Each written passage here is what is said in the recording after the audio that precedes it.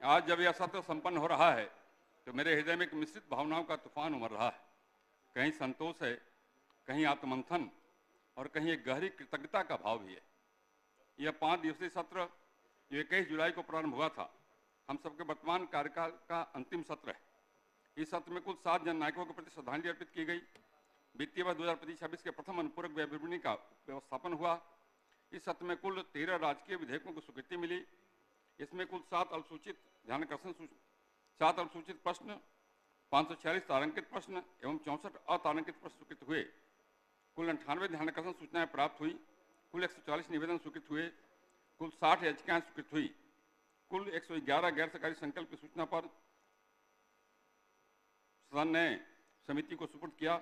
इस सत्र में शून्यकाल के लिए कुल 109 सूचनाएं माननीय सदस्यों द्वारा दी गई। कई महत्वपूर्ण कागजात सदन पटल पर रखे गए। माननीय सदस्यगण, 5 वर्षों की विधायी यात्रा आज औपचारिक रूप से अपनी मंजिल पर पहुंच रही है। यह 17वीं बिहार विधानसभा का समापन भले ही विधानसभा के एक कालखंड का समापन हो, परंतु यह अवधि कई संस्मरणों की संकलित पोटली है जो हम सबने मिलकर संजोई। इस विधानसभा के पटल पर हमने न केवल विधेयकों पर चर्चा की, बल्कि यहाँ विचारों का आदान प्रदान हुआ, मतभेदों के बीच संवाद हुआ, तीखी बहसें भी हुई। लेकिन लोकतंत्र हमेशा जीवंत रहा, यह आवश्यक भी है। किसी ने ठीक ही कहा है, नाराजगी कभी भी इतनी लंबी नहीं होनी चाहिए। नाराजगी कभी भी इतनी लंबी नहीं होनी चाहिए कि नाराजगी रह जाए और इंसान गुजर जाए। सबके लिए इन 5 वर्षों में हमने विभिन्न सामाजिक, आर्थिक, शैक्षिक और स्वास्थ्य से जुड़ी नीतियों पर विचार किया।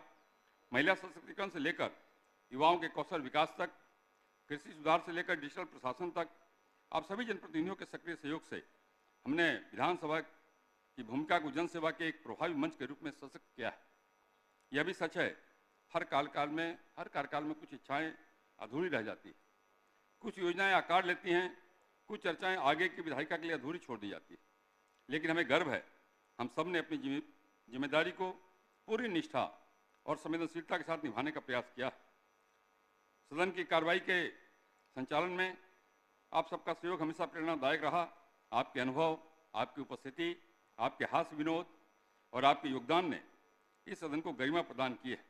किसी ने ठीक ही कहा है, हंसते रहोगे तो दुनिया साथ है, हंसते रहोगे तो दुनिया साथ है, वरना आंसुओं को तो आंखों में भी जगह नहीं मिलती। मैं इस अवसर पर विधानसभा सचिवालय के समस्त पदाधिकारियों, कर्मचारियों एवं सुरक्षा कर्मियों, राज्य सरकार के सभी पदाधिकारियों, कर्मचारियों, मीडिया प्रतिनिधियों, सुरक्षा बलों और उन सभी सहयोगी संस्थाओं को भी धन्यवाद देना चाहता हूं, जिनकी सतत सेवा भावना और समर्पण ने सदन की कार्रवाई को निर्बाध, मर्यादित और सुचारू रूप से संचालित करने में सहायता की है। माननीय सदस्यगण, लोकतंत्र का सबसे सुंदर पक्ष यही है, यह परिवर्तन को सहजता से स्वीकार करता है। यह सदन फिर से नवनिर्माण की ओर अग्रसर होगा। कुछ पुराने चेहरे लौटेंगे, कुछ नए जनप्रतिनिधि इस पवित्र भवन में प्रवेश करेंगे, परंतु लोकतंत्र की यह मशाल जलती रहेगी। जनता के विश्वास से, जनप्रतिनिधियों को उत्तरदायित्व से और संविधान के प्रति हमारी आस्था से।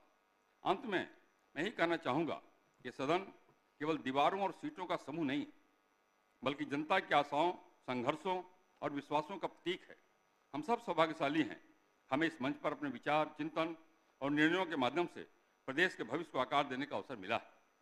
इस सदन से बाहर जाते हुए हम सबको स्मरण रहे कि हमारे शब्द, हमारे मत, हमारे निर्णय इतिहास में दर्ज होते हैं।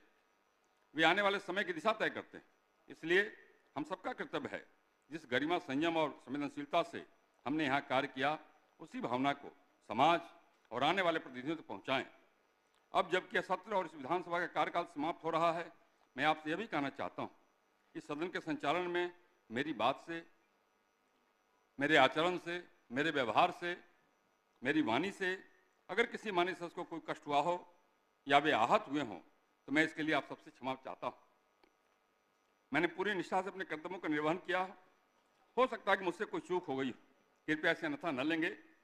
इसके साथ ही मैं आप सभी को हार्दिक शुभकामनाएं देता हूँ आने वाले चुनाव के लिए, व्यक्तिगत स्वास्थ्य के लिए और जनसेवा के आपके सतत प्रयासों के लिए। अंत में 2 पंक्तियां कहकर अपनी बात में समाप्त करूंगा। खूबियां तो इतनी नहीं हम में, खूबियां तो इतनी नहीं हमें कि तुम्हें कभी याद आएंगे। खूबियां तो इतनी नहीं हमें कि तुम्हें कभी याद आएंगे, पर इतना तो इतवार हमें खुद पर है, पर इतना तो हमें एतबार खुद पर है, आप हमें कभी भूल नहीं पाएंगे।